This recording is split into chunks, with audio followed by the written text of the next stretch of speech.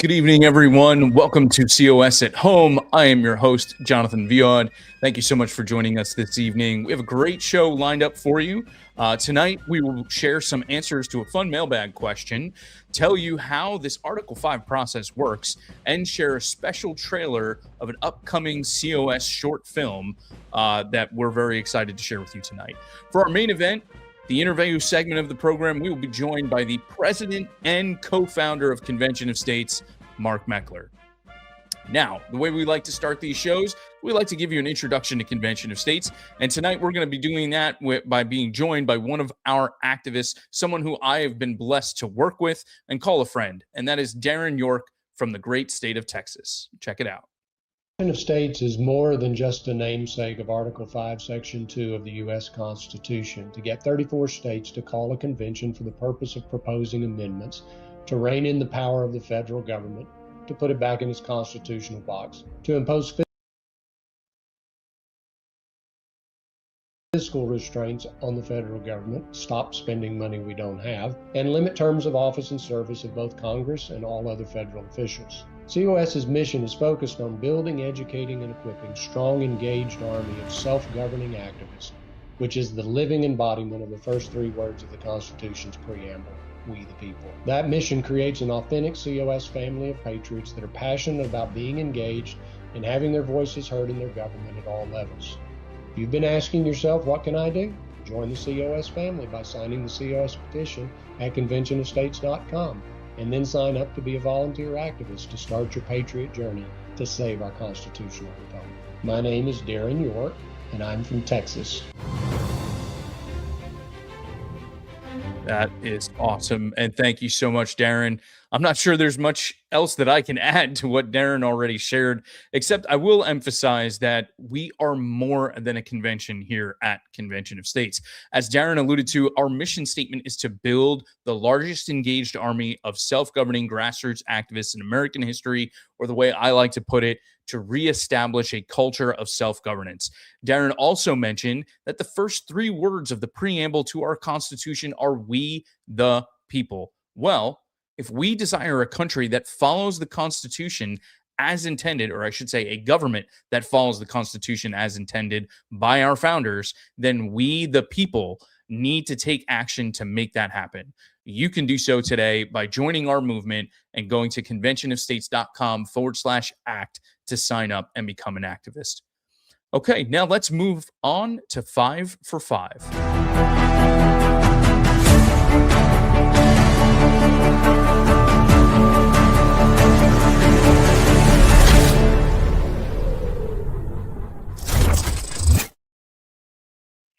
So just as a reminder, and for those of you who are new, our 5 for 5 segment is where we take 5 minutes for Article 5 education. Tonight, we want to share with you exactly how this process works. To do that, we will be joined by COS President Mark Meckler. At its most basic level, Article 5 allows the state legislatures to call a convention for the purpose of proposing amendments. Just like Congress has the power to do, this convention can only be called if 2/3 of the states, today that would be 34 states, pass resolutions calling for such a convention. And note the word proposing. An Article 5 convention is a meeting of states in which they discuss potential amendments to the Constitution. Those amendments, as Article 5 says, must then be sent back to the states. They have to be ratified by a super majority, 38 state legislatures. This is a very high bar, but it ensures that only the best, most popular amendments will finally be added to our founding document. Our plan's simple. We want to use Article 5 as the founders intended. We believe the federal government's gone off the rails, and we want to encourage the states to use their power under Article 5 to get our nation back on track. Like the colonists during the War for Independence, our desire isn't to scrap everything and start something brand new. Instead, we want to get back to our founding principles. And we believe the best, most effective way to do that is to call an Article 5 convention. Let's take a closer look at how the process works. First, citizens ask their state legislatures to pass a resolution calling for an Article 5 convention. Millions of patriots all across the country have done this already by signing the Convention of States petition, and thousands more have called, emailed, and met with our state representatives to encourage the movement. Next, the Convention of States resolution follows the same process as any other resolution. It has to pass committees in all the chambers, and then it finally has to pass the full chamber in the House and the Senate in at least 34 states. Now, once 34 states pass resolutions calling for an Article 5 convention, Congress is obligated. They're required under Article 5 to name a time and place for a convention. The state legislatures decide how to select commissioners to the convention, but no matter how many commissioners they send, no matter how they select them, each state gets only one vote. At the convention, commissioners propose, debate, and vote on amendments. We'll get into the details of how that all works in a minute, but for now, it's important to know that all amendments proposed have to be limited to the language in the Convention of States resolution. Any off-topic amendments will be considered out of order or non-germane. Amendment proposals are passed at convention when a simple majority of the states attending vote for them. One state, one vote. Next, the amendment proposals that pass out of the convention are sent back to the states for ratification. 38 states have to vote yes for any amendment proposal to become part of the Constitution. Again, this is an exceptionally high bar. It's the highest bar in the entire American system of governance, and it all but ensures that no bad or crazy amendments will end up in our founding document. You can think of it like this. It only takes one legislative chamber in 13 states to keep any amendment from moving forward.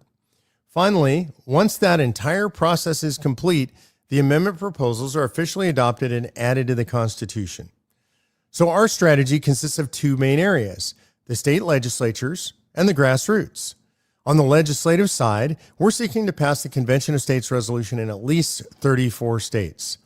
Our resolution calls for amendments in three distinct categories that will, 1, impose fiscal restraints on the federal government, 2, limit its power and jurisdiction, and 3, impose term limits on its officials and members of Congress. Remember, like I said before, when the states call for an Article 5 convention under this resolution, they can only propose amendments that fall into one of these three categories. Convention of States doesn't endorse any particular amendments, but we want the states to debate and to propose the amendment themselves. Now, here's where you come in. Along with lobbying and state legislatures, we're seeking to build the nation's largest grassroots army. And as you can see, we're well on our way. We have grassroots activists and supporters in all 7,386 state legislative districts. And at the head of the charge, our grassroots leadership, district captains, they're actively recruiting more. Our grassroots activists are the heartbeat of the organization, and in large part, the momentum that's building Convention of States movement all across the country.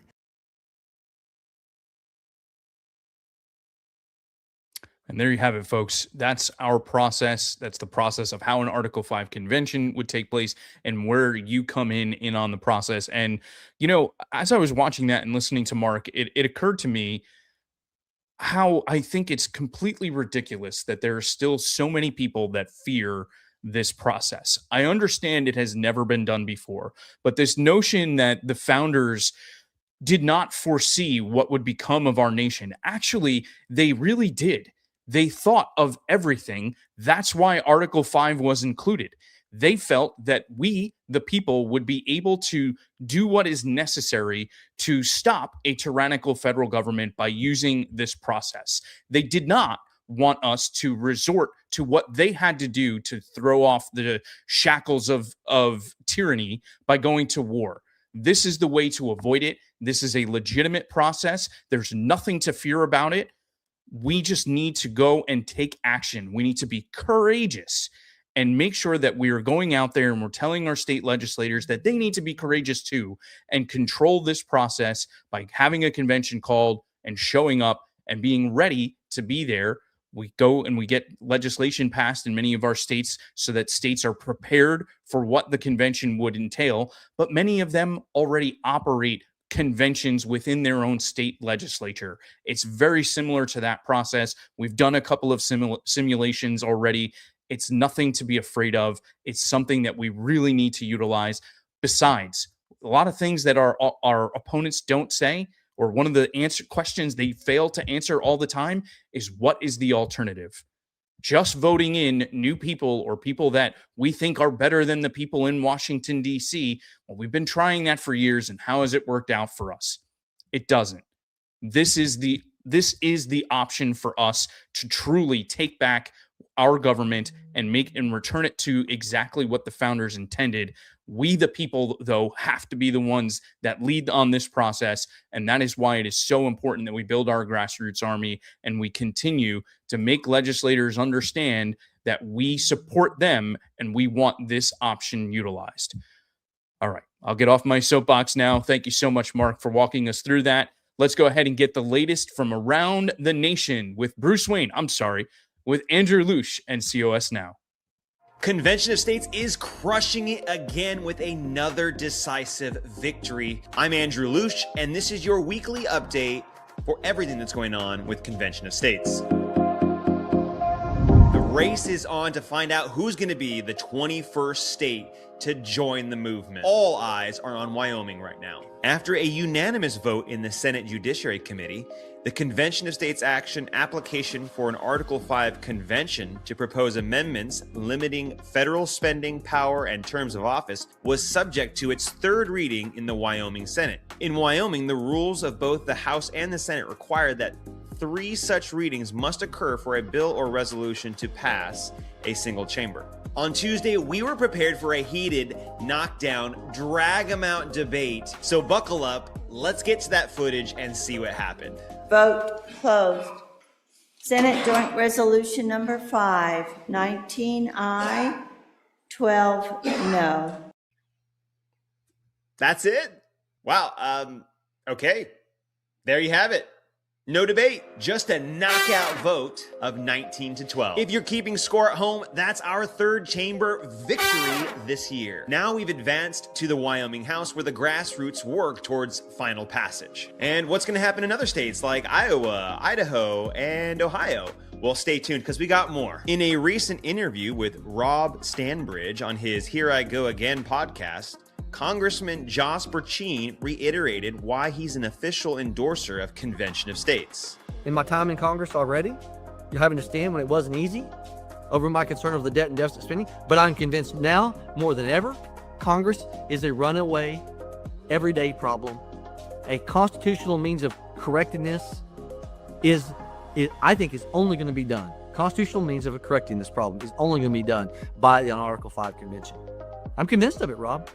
And so Coburn was convinced of it. Fighting the good fight as a United States Senator said, I'm leaving because I'm convinced. It wasn't his health. He left to pursue this passion project and did it until the day he died in pain, believing this was the only way. I'm also equally convinced. Here's some local media, including in Wyoming, Illinois, and in Michigan. Speaking of Michigan, I have a great clip to show you from one of our young patriots out there. Natalie Hansen testified in favor of 34 Ready legislation that helps prepare the states for convention when we secure 34 states. My name is Natalie Hansen. I live in Saginaw, Michigan, and I am a student at Michigan State University studying political science. I joined Convention of States, Michigan, because as a young individual, I believe that it is our duty to engage with our government and to help protect the constitutional principles that will shape our future. My generation will live with the consequences of today's decisions, and we deserve a voice in how our government is shaped. It's been a fast-paced start to our new year.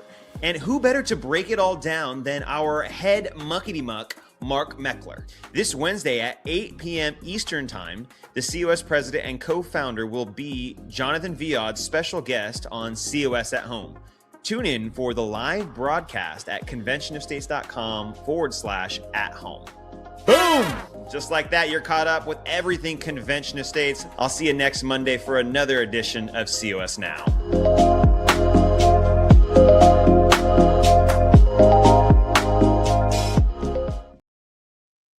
Boom. Thank you, Bruce.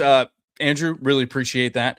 It's funny, before the show started, folks, producer G and I were talking about COS Now, and things happened so fast that even though that just came out 2 days ago, it's already outdated because there's been so much movement that's been going on on a number of fronts for Convention of States. But let me bring you up to speed and also give you a note about our interview portion of the program tonight. And that was it. It is pre-recorded. Mark was actually in the Wyoming legislature deep into the night last night. So we had our resolution brought up there in Wyoming. Now, Wyoming is actually going through a budgetary session this year. It's not a regular session, yet the Wyoming Senate felt so strongly that our resolution should be considered. They brought it up and passed our resolution through the Senate and moved it over to the House. On Monday, our resolution passed through the House committee and then went to the full Wyoming House floor for a debate and vote that took place last night. We actually weren't even sure it was going to get a vote last night. It had to pass through that House. I think it was called the Committee of the Whole, had to pass it, and then it would have to go through additional readings from there. Despite it being delayed and brought up and pushed further back on the docket, it ultimately did get a vote. Unfortunately, we came up short. We came up, I think, about 4 votes short of passing our resolution there in Wyoming, which is actually, again, amazing that we were able to do this during a session where they weren't considering regular business. And it goes to show you the type of support that we have in the Wyoming Senate. We just have a little bit more work to cut out for us in the House, but we're making some incredible progress. And I want to give a big thank you to our team out there in Wyoming, Julie Baker, our state director, Deanna Beckett, our regional director, for all of their hard work. And Mark, we're grateful that he was there working it. And so we pre-recorded the interview portion of the program tonight because he's going to be traveling back from Wyoming. But I also want to mention that we're making progress in some other areas as well. Tennessee has 34 ready legislation that was supposed to have a hearing today, I believe, in a committee in the House. That was pushed back to next week. But tomorrow, they're expecting to see a vote on the Senate floor. So if you're in Tennessee, reach out to your state senator. Let them know you want them to support I'm going to go and guess the legislation. I believe it's SB. I don't want to say it wrong, but I want to say it's 1257. It might be something like that. I'll look it up while we've got the interview going, so I get you the correct information. But make sure you reach out to your senator and tell them you support Convention of States and you want them to vote in favor of this important 34 ready legislation. And also, we are trying to make a big push in Iowa. We need to get that across the finish line there in the House. It's already made through committee. So our telepatriots right now are helping us and calling our supporters there in Iowa. If you're interested, you can sign up to become a telepatriot volunteer. Again, go to conventionofstates.com/act. You'll see all of the roles that we have there. Telepatriot volunteers, where you can use your phone, an app on your phone, to help us make calls to our supporters there and ask them to contact their legislators. In particular, we're focusing on the House representatives there in Iowa right now, and we would love your help if you're able to do that. And if you're already a Telepatriot volunteer, make sure you check out the national team in Telepatriot to start making some phone calls. All right. Without further ado, let's go ahead and get to that interview with none other than Mark Meckler. Now we have the great pleasure of welcoming back to the program the president and co-founder of Convention of States, the Grand Poobah, Mark Meckler. Mark, how are you today, sir? I'm doing great. That's my favorite title, is Grand Poobah, for sure. I figured as much. I had to get that in there. You know, it's been a while, Mark, since we've had you on the program. In fact, I hear that you've picked up a new job since the last time you were here. And no, I'm not talking about JTN. I hear that you go around the country and you test minivans to see if they're comfortable enough to sleep in down by the river. Is that something? Is that true? Is that rumor true? That's a low blow, Jonathan. Yeah. So I was traveling. I was on the road. I got into town. I went to the airport. I picked up the only car that they had left, which is a minivan, which is usually kind of on my absolutely do not drive a minivan. We call them neuter mobiles, right? Men should not drive minivans. No offense to you guys that do. You shouldn't. You have to. I get it. But I ended up with a minivan. And then, as God would have it, and I do mean thank God, my hotel got canceled. It was midnight. I was in a place where there were no hotels available, period. I went to 10 hotels. Yeah, I finally slept on the floor in the back of the minivan in a truck stop. That is true. And it was not comfortable, in case you're wondering. Well, we'll have to work on that. We'll have to definitely give a poor rating to that car company on that one. But all kidding aside, it is great to have you back. And we're pre-recording this interview because you're headed out to Wyoming as we make our push to pass the resolution there through the House. We'll come back to that in a moment. But first, I feel like I would be remiss if I didn't ask you to give us your thoughts on President Trump's State of the Union address that just took place this past Tuesday. Yeah, look, I thought it was a masterwork. I was very impressed. I thought it was too long. I always think Trump goes too long. It was an hour and 40 minutes. That was 40 minutes longer than the previous record, which was held by Donald Trump. But I thought it was masterful in the sense that he used it theatrically to really put the Democrats in the hot seat in a very impressive way, better than any president I've ever seen, better than I've ever seen him do it. I think the quintessential moment in that was when he asked everybody to stand who believes that the job of the American government is to put American citizens first over illegal aliens. And the Democrats wouldn't stand for that. And he said it's disgusting, it's despicable, and pointed at them. That's already been made into a commercial. It will run in 1,000 commercials. And there were many moments like that, moments where he elevated great heroes that the Democrats wouldn't stand for, moments where he said things that were just common sense, like, boys can't be girls, that the Democrats sat on their hands for, the Republicans cheered. I think that was one long campaign commercial launched at 2026. Actually, I think it was the framework for the 2026 campaign. Yeah, one of the things that definitely stuck out to me was just how many American heroes he honored during that speech. And I know it's always something that the presidents do, but it felt like there were a lot more heroes that were recognized during this, going back to things like the tragic flooding that took place last July in Texas, and the raid that took place to seize Nicolas Maduro out of Venezuela. So many incredible stories and incredible American heroes. And we don't really get a chance to hear about these stories that often. In fact, they usually hit the media and then they move on. And so I really appreciated how much time the president spent rehashing those things and bringing to us these incredible heroes of our American Republic. Yeah, I love that too, because there are so many heroes, Jonathan. You and I talk about this all the time, that they're everywhere. If you just take a look, if you know where to look, you'll find them everywhere you look. But I think the other thing that it did for Trump is it showed that unlike the elitist Democrats that he's facing off against, he knew what they would do. And he was showing, look, I relate to and recognize regular American people who step up and do heroic things. And that's not where the Democrats are. The Democrats seem to attach themselves to the worst of the worst, right? To the pedophiles, the murderers, the illegal immigrants who are dealing drugs in our country, and elevate them as heroes. So I think what President Trump is trying to do is show a contrast between what I would describe as the normie movement, just regular people who feel like you and I and most people in America feel, and the elitist Democrats that are trying to drag the country in the wrong direction.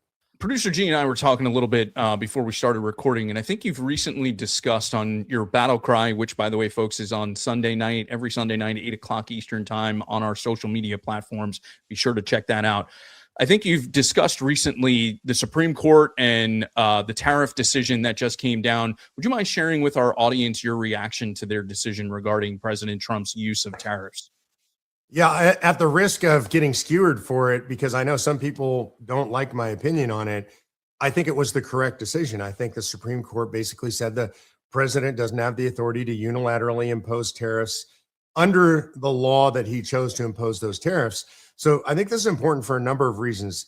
He used emergency powers to impose those tariffs, and that opened a door that I don't think you or I or any of us want open, which is the idea that a Democrat president could come in and under the Emergency Powers Act, they could say, well, climate change is an emergency, so now I can do whatever I want. I can impose tariffs on all the countries that don't go along with my climate policies.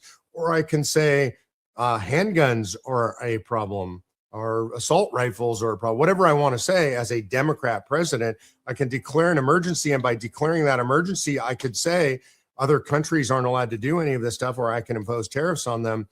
That was a bad precedent. It's not good law. It's not constitutional. It's also a very dangerous precedent.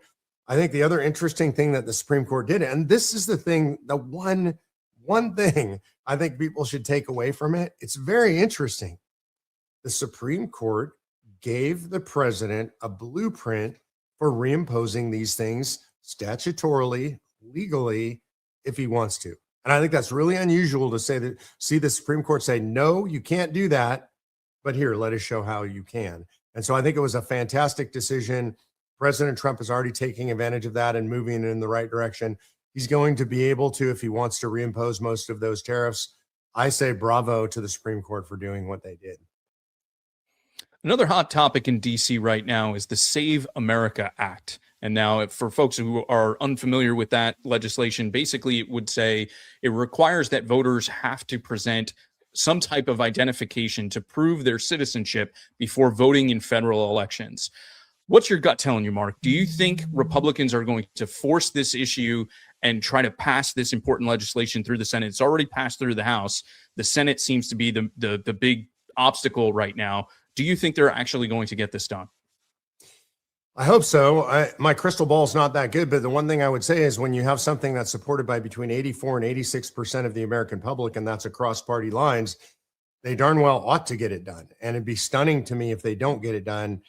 As usual, I think it's going to be up to you and me. It's going to be up to us. And what do I mean by that? I mean, you're not a senator, you don't get the vote, but we're going to have to call our senators, and we're going to have to call all the senators. There are 4 or 5 recalcitrant Republican senators, the usual cast of characters, right? It's the Mitch McConnell and Tom Tillis, Lisa Murkowski, Susan Collins came on board. So I think that's fantastic. So we're going to have to get those recalcitrant Republicans on board. And if we do, I think you're going to see something historic. You're going to see a standing filibuster that requires people to speak the filibuster instead of just filing a paper, what we call the sleeping filibuster or the zombie filibuster. They're going to actually have to speak as long as they can. Eventually, they're going to run out of the ability to speak because each senator can only speak once.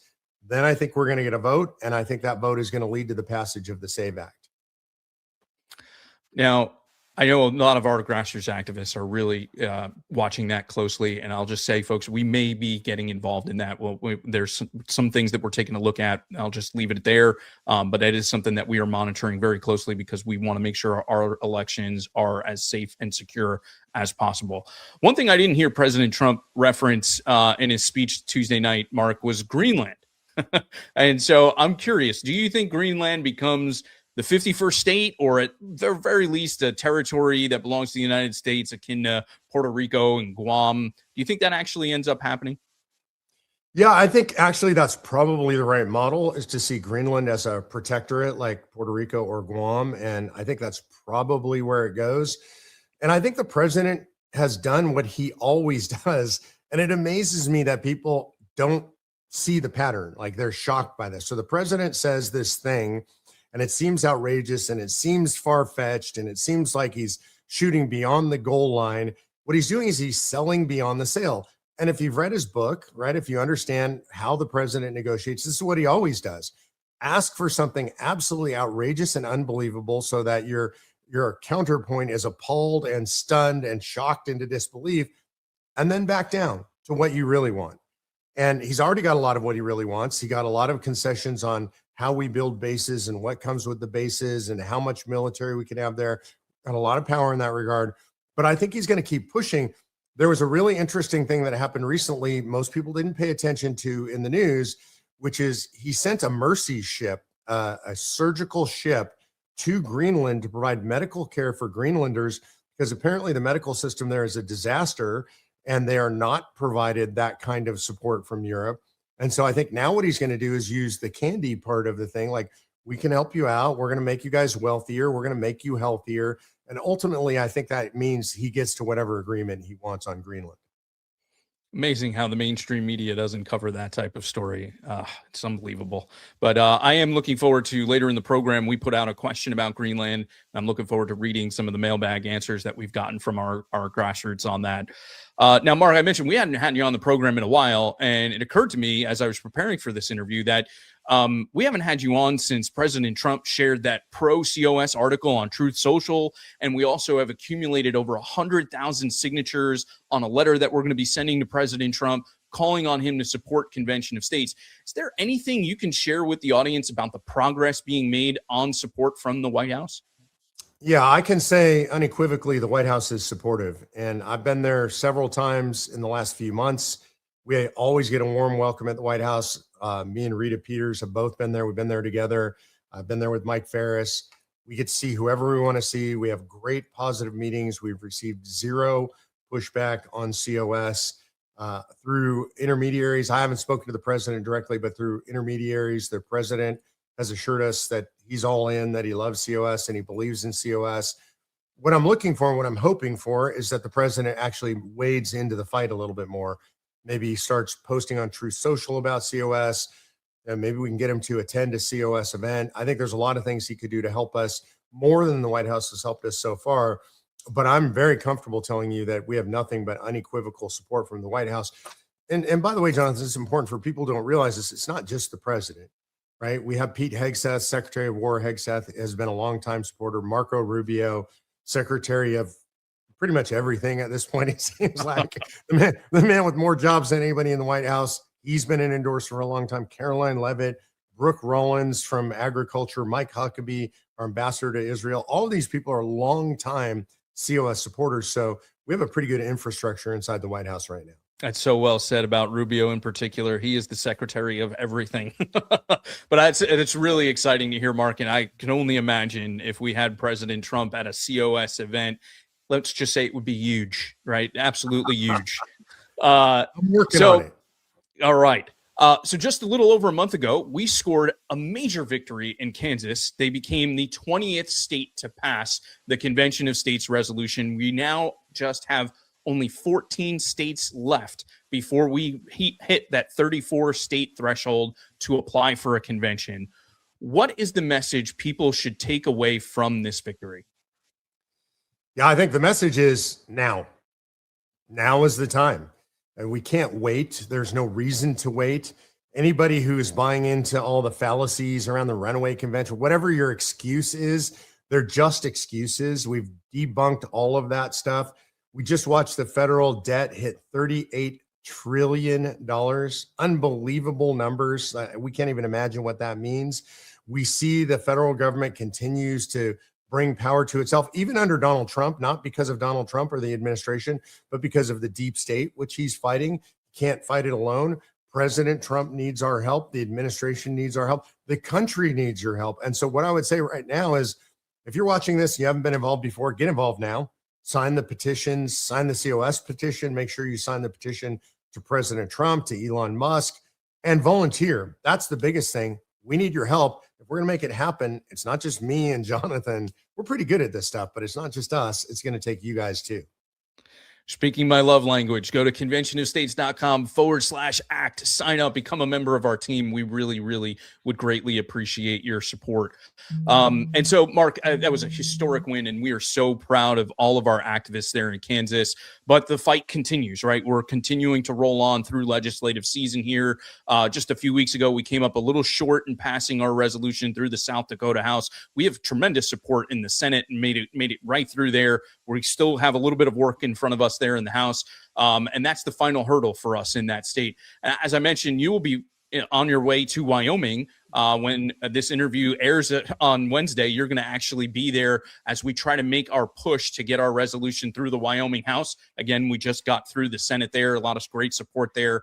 How do you feel about the chances of adding another state to the past column? I know that's a question we get a lot from folks. Yeah, I'm always hesitant to predict, but I feel pretty good. I'm going to say right now, it looks to me like we're 4 or 5 votes short, which is not a bad place to be right now. I think we're going to have the committee hearing will have already actually taken place by the time this airs. And so we'll have passed out. We know we have the votes in committee. So we'll come out of committee. We'll be on the floor. I am working on that right now at this moment every day. I've got a whole bunch of people working on it. We actually have sister states working on it from all over the country, calling our activists in state and encouraging them to call their state legislators, their state reps. And we're seeing movement. I heard last night from our state director, Julie Baker, that somebody that we had been working on a long time, a woman by the name of Representative Marilyn Connolly, she committed to voting for us. So I said, we need 5. That could be down to 4 now. So we have 4 to go. I think we're going to get it done. I have a pretty good feel for it, but I never say for sure until those lights light up on the board and I can count them and I see we passed. Yeah, it's always a tough question to ask, but the way that I like to answer it for folks is we'll get there that much faster if you get involved, right? So that's why you need to go to conventionofstates.com/act and sign up to become an activist, because there's no problem that we face that can't be answered by more grassroots. So we need your support. Now, I can't recall, Mark, honestly, if I've made this observation to you in private. So why not do it in front of a few thousand of our closest friends, right? So over the last several years, events in our country, including the assassination of Charlie Kirk, has made clear to me that our political battles have become more intertwined with spiritual warfare than ever before. I suppose that it may have always been the case, but it just seems quite obvious to everyone now.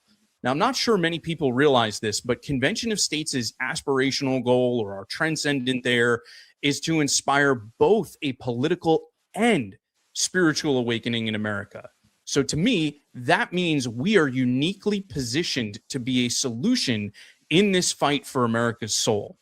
So, Mark, my question for you is, why did our organization adopt that goal, and how do you believe COS can rise up to answer this challenge? I mean, the reason that it's both, that it's spiritual and governmental, is because you can't save the country any other way. The framer said, I think it was Adams that said that our Constitution is made for a moral and religious people and is wholly inadequate for any others. The framers referred to the fact that the Constitution itself was just a parchment barrier. It's just words on paper. And if we don't have our hearts right, which in my opinion means aligned with God, if we don't follow biblical precepts, if we don't live out a Judeo-Christian worldview, our Constitution is not going to restrain our baser natures. And so that's why I think both are necessary. And then, of course, we need the government reform, because it takes that spiritual nature to know what's the right thing to do, to understand the difference between right and wrong, and then to impose that on our government and impose it on ourselves governmentally. So I think those two things are intertwined. Why do I think we're uniquely positioned? One is, as far as I can tell, we have the only broad solution, a solution big enough to the problems that ail the country, by taking the power away from the federal government, imposing term limits, imposing fiscal restraints on the federal government. That's the only way I know to fix Washington, D.C., and to shove it back in the constitutional box. From a spiritual perspective, there are things about COS that most people don't know. You won't find this stuff forward-facing on our website, and we didn't necessarily intend for these things to happen. I just think God intervened and gave us the platform, which is, number one, we train everybody on servant leadership. And you don't have to be a believer to study servant leadership, but it's biblically based. And there's scripture throughout a book that we use by Dave Cooner. We use our own edition of this book that we have called Servant Leadership. And we're training people on Judeo-Christian precepts of leadership. And so that's number one. We're training up leaders in the right mold. Number two is, we started doing Bible studies with our folks, and we did it because people were reading servant leadership saying, oh, I've never really gone to church, or this is reigniting a flame in me to know Jesus Christ. And so we started saying, okay, well, we'll do Bible study because people are asking us to. And we had so much demand for it, we had to hire additional people to teach Bible study. So we have multiple Bible study teachers going on. Those are online classes people can take. They get in small cohort, maybe 6 to 10 people, and they do Bible study every week. And then we added another thing called the Shawl series. That stands for surrendering, humbling, abiding, waiting, and listening. And that series is intended to help people who are serious about their faith to build a deeper relationship with Jesus Christ. And so all of that stuff happened because opportunity presented itself, and we took that opportunity. I think you should always do that if God put something on your heart. But what that does is it puts us in a position where we are teaching people the spiritual framework for good governance. And I think that's an unusual combination in the world today. And I think it's desperately needed. I totally agree with you. And it really has provided an incredible foundation for a lot of special people that have come into this organization, so many grassroots activists and members of our staff that if you have conversations with them, they've been on some incredible journeys and their stories are just amazing. And I think it really helps build a strong core of support amongst those people for what we're trying to accomplish. And I think that really speaks to our organization and makes it a special place. So it is an extremely exciting time for our nation, Mark, because America is celebrating her 250th birthday, 250th birthday this July. Easy for me to say. Divine Providence was certainly smiling down on our nation 250 years ago. And then again, 239 years ago when we adopted our Constitution. You often quote the great John Quincy Adams, reminding us that duty is ours, the results belong to God. How do we do our duty to ensure that America celebrates her 275th birthday, then her 300th birthday, and so on into the future? Yeah, I mean, the first thing I would say is right now you should be studying the Declaration of Independence and really understanding the history around it. What brought the nation to this point? What were the fundamental precepts upon which they based the new nation? You can get most of that just by reading the Declaration and understanding the Declaration. And then I would follow that up with a study of the Constitution and the Federalist Papers and all of the stuff surrounding that era, so that you get a real foundation in why we are who we are. That's what I would start with. And then I would say, apply that by going out and volunteering. And of course, I'm going to say, go to conventionofstates.com/act so that you can get engaged here. But if this isn't where your heart is primarily, go get involved in something else. Run for office, support a candidate, volunteer for another organization that shares your values. You have to do the thing. It's not up to the framers. They did their thing. It's not up to the greatest generation who fought in World War II. They did their thing. It's not just up to me and Jonathan. We're doing our thing. It's really up to you to ask, what is it that you can do to help? I was having a conversation with an old friend yesterday, literally on the phone, somebody I've known for 30 years. And he was talking about how much he admires what we do here at Convention of States and, expressing admiration for me for leading this thing. And I love the man dearly, but I know he's not engaged at all in politics. He shares our values. And I said, well, what are you doing? And a pretty hard question. He said, what do you mean? And I said, well, it's not complicated. What are you doing? You admire what we're doing. What are you doing? And he said, well, I think I'm just frustrated and I don't have a lot of hope. And so I'm angry. And I told him, like, that's not an acceptable answer. The one thing that I really care about, Jonathan, that matters to me more than anything, number one is I just want God to say, well done, good and faithful servant, when I arrive at the judgment seat. There'll be a lot of bad stuff he's got to show me too. So I'm not looking forward to that part, but that's what I want overall, just well done, good and faithful servant. And then when my grandkids and my great grandkids ask the question, what was grandpa doing? Because I don't know whether we win the country or lose the country. They might be asking it from behind an iron curtain sort of place, a dark world. What was grandpa doing when we lost the country? They might be saying it because the country's renewed and refreshed. And what role did grandpa play? I just want them to know that I fought, that I'm in the fight, that they can look back and go, you know what? He did everything he could do. And if I can say that, then I will rest easy when I go to my eternal reward. That is so incredibly well said. And I think we should end it right there. So, Mark, thank you so much for joining us. Safe travels to Wyoming. And hey, listen, don't be a stranger. Come on back onto the program more often. All right. Anytime. You're just so busy, Jonathan, I can barely get fit in. So you just tell me when I'll be back. Sounds good. Appreciate you. God bless. Yeah, it is true. I'm a busy guy, but I'll see if I can fit him into my schedule a little bit more. Great conversation there from Mark. So many great pieces of wisdom. But, I think that last bit there, we were talking about America's 250th birthday.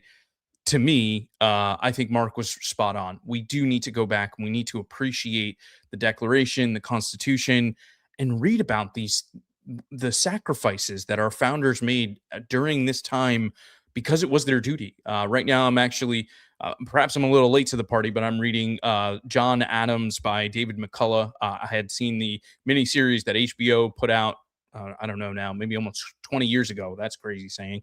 But the book I hadn't had an opportunity to read. I'm reading it right now. I really enjoy it. And it's just incredible, the things that these men and women did during the 1776 and beyond, during the Revolutionary War, all because they believed in America and they believed in having this country, and they believed that the Lord would be able to bless their efforts if they put in the work. And that's what we need to do. We need to be willing to make some sacrifices, and we don't have to even make the sacrifices that they made. I mean, just crossing the Atlantic Ocean was so incredibly dangerous, and yet John Adams, Benjamin Franklin, Thomas Jefferson, John Jay, so many others crossed the Atlantic Ocean to get to France and to Holland and to London to interact with the ministers, the foreign ministers there, to try and get support for our war. And then ultimately, when they were in London, it was to discuss ways that we would move forward after the war. Just incredible, and the bravery that they showed in that time period is incredible. We don't have to make those sacrifices. We have to make a few sacrifices, but we have the ability to do this. We, the people, can take action to bring our country back and restore that culture of self-governance, restore it to the way that our founders intended. All it requires is just a little sacrifice and a little bit of involvement. And that's why we say go to conventionofstates.com/act, become a volunteer, become a grassroots activist. And maybe, I think Mark was even saying it, maybe Convention of States isn't your thing right now. Maybe that's not where you are. We still can help you if you want to get involved in your school board race, or if you want to get involved in other parts of the government. We have some activists that have gone on to be heads of local political parties, to becoming activists, local office holders, to up to state legislators. They all started with Convention of States, and we all have this community because we believe that we need to save our country, and this is the way to do it. And so even if you don't think that Convention of States is where you need to be, I encourage you to get involved and sign up with us. We'll be able to help you in getting into the area where you think you would have the most impact. There's a lot that can be done under the Convention of States banner, so I really encourage you to join up and be with us in this fight. Okay, now, oh, wait, hold on. Let me go back. I mentioned before that Tennessee, we were looking at our legislation there. And let me also just kind of describe, when I said 34 ready legislation, what this legislation does, and model legislation that we have in a couple of different states, it outlines how commissioners are selected, establishes penalties if they were to ignore the commissions of their state when at a convention, and much more. So that's what these bills are. We call them 34 ready because the legislatures are in those states would then be ready for how they would conduct themselves at an Article 5 convention. When we get to 34 states, a convention would be called. And so Tennessee's bill, I was close, but not really. It was not, I think I said 1257. It's 1567. So Senate Bill 1567 should have a vote tomorrow. Reach out to your senator there in Tennessee and tell them to support this legislation. Okay, now it is time for action at home.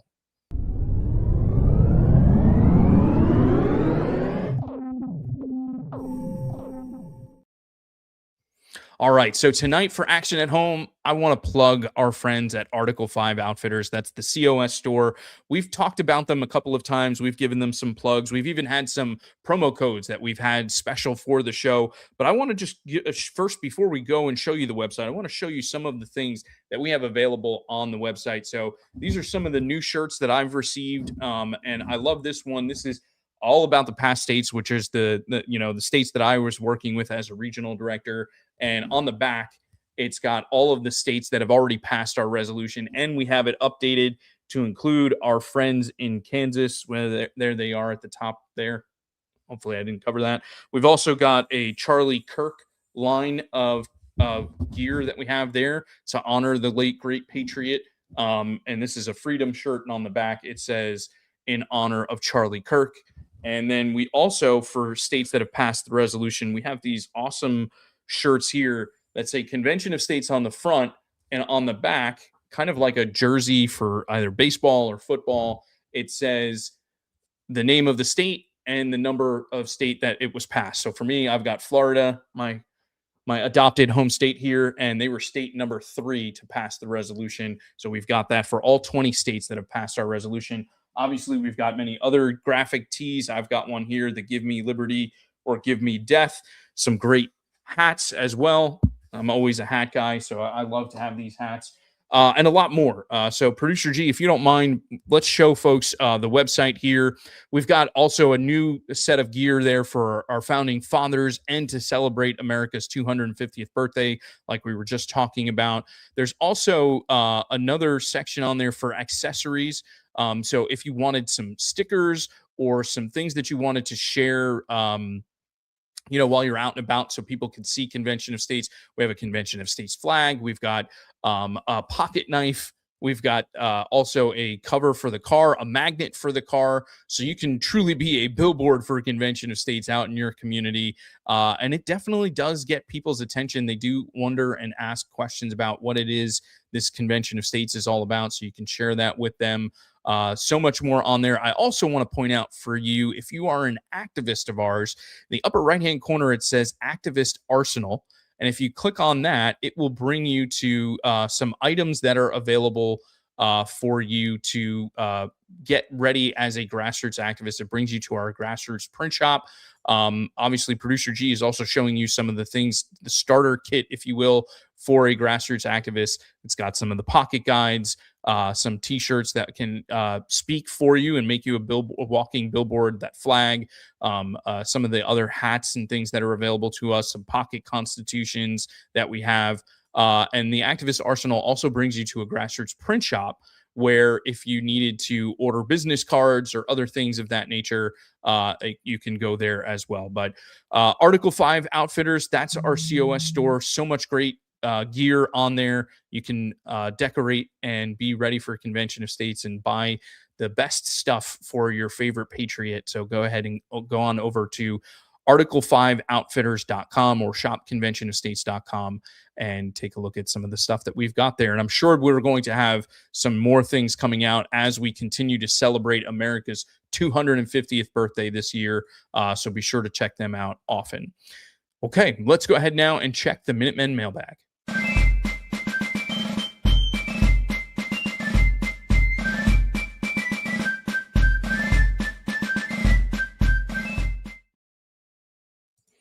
All right, so for this month's Minutemen mailbag question, we asked you, should the U.S. acquire Greenland?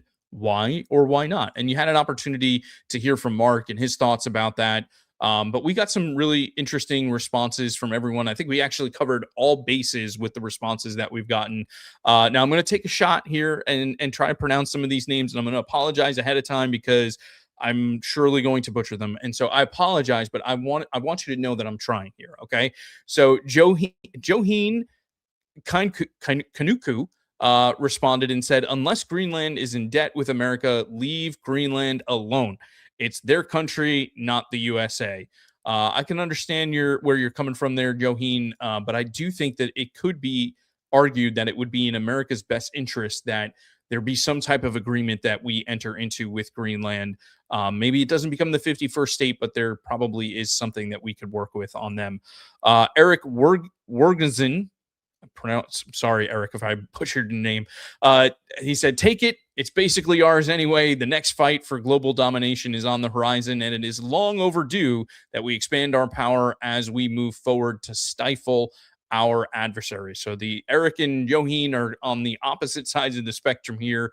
But I see where Eric is coming from. I'm not sure that we should go in there and take it by force.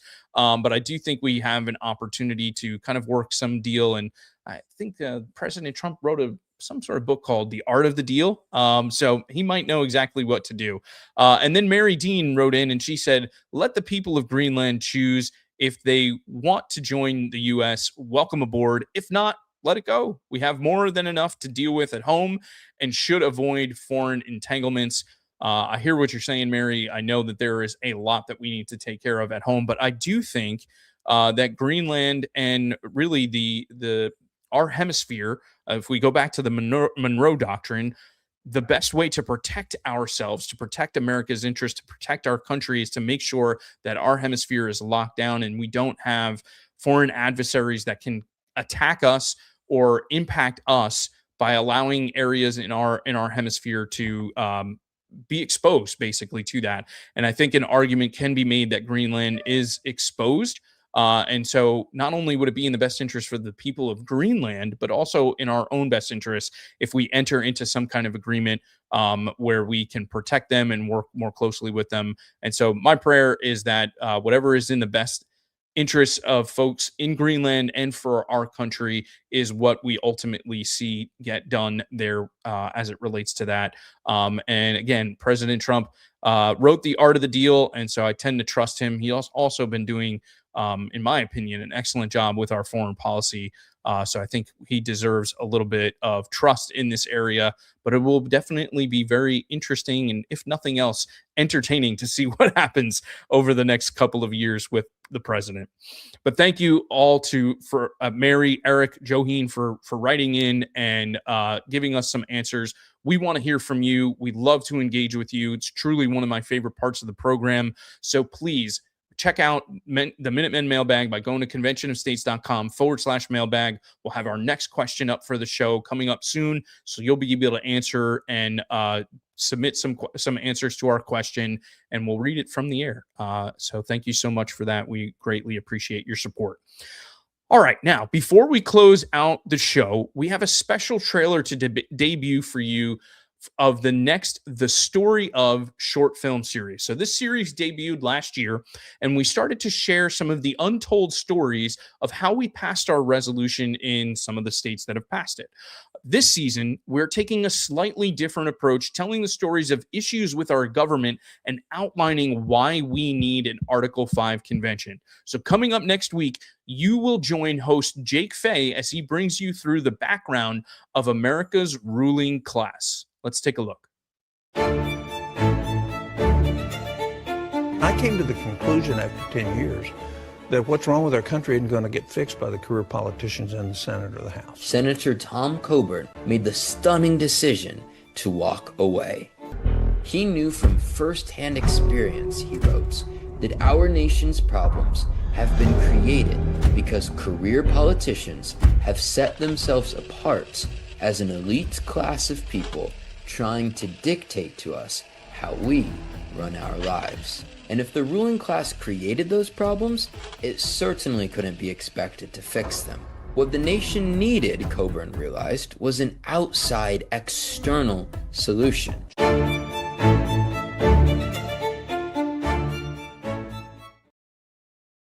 Yeah, our comms team does an excellent job on those, folks. So be sure to check out the Story of the ruling class, and that will be next Wednesday, March 11th. It's going to debut at 8 p.m. Eastern on all of our social media accounts. So again, that's the Story of the ruling class, or America's ruling class, with Jake Fay. Again, March 11th at 8 p.m. Eastern time.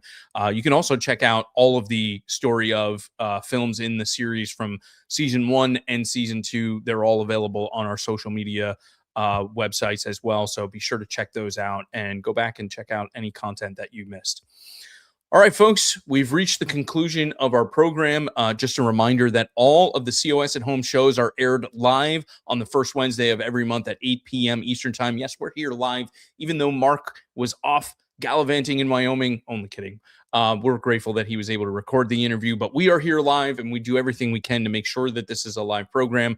So join us. And the next show is going to be on Wednesday, April 1st at 8 p.m. Eastern time. And my guest for that show will be political commentator, podcaster, author, and host of the Chris Salcedo Show, Chris Salcedo. Chris is no fool. This may be April's Fools, but he is no fool. And he has been a strong supporter of Convention of States for a number of years. He's had Mark on his program quite a few times, and we're really excited to be able to bring him onto our program next month. So don't forget to join us Wednesday, April 1st, 8 o'clock Eastern time with Chris Salcedo. Ladies and gentlemen, as always, thank you for tuning into our program tonight. I hope you've enjoyed it. I hope you have found it helpful to you. I want to thank our head chief muckety muck, Grand Poobah Mark Meckler, for pre-recording our interview for tonight, and also give a big thank you to the legendary producer G for all of his help and hard work that he puts in behind the scenes. But of course, ladies and gentlemen, the greatest thank you, as always, goes to each and every one of you for your continued support of the Convention of States Article 5 movement. And as I often say, folks, it's important to remember that despite all the problems we currently face in our country, you and I, we the people, are the solution. I want to thank you so much for joining us. May God bless you. I hope you have a wonderful evening. And before we sign off, I do want to just ask you, please continue to pray for our military personnel and their families as we continue this war or conflict that we are undergoing with Iran and Israel. We pray for peace in the Middle East, and we just pray that all of our soldiers execute their duty and then make it back home. And so if you would, please continue to keep them in your prayers, and please pray for our dear friend, Secretary of War Pete Hegseth, and everyone else at the Pentagon, and President Trump, and all of our leaders. Thank you so much, everyone. God bless you, and have a great night.